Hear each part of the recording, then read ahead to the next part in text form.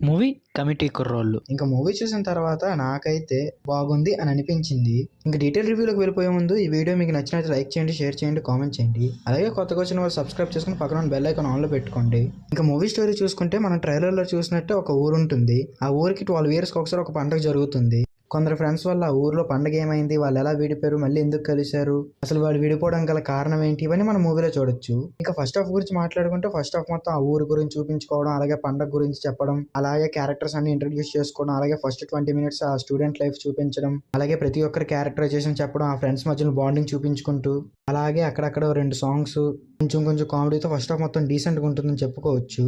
Interval scene చూసుకుంటే నాకైతే చాలా బాగా నచ్చింది ఇంటర్వెల్ సీన్.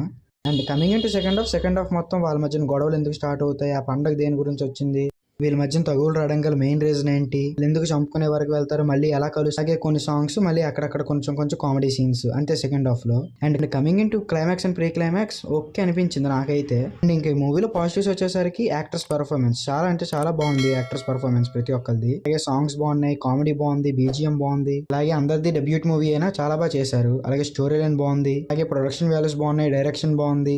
అంతే ఈ మూవీలో పాజిటివ్స్. ఇంకా నెగిటివ్స్ వచ్చేసరికి సెకండ్ హాఫ్ లో చిన్న ల్యాగ్ సీన్స్ ఉంటాయి. అలాగే లాస్ట్ 30 minutes కామెడీ జనరేట్ చేయడానికి చూస్తారు ఎమోషన్ రన్ అవుతున్నప్పుడు, అదొక్కటే చిన్న మైనస్ అనిపించింది నాకు.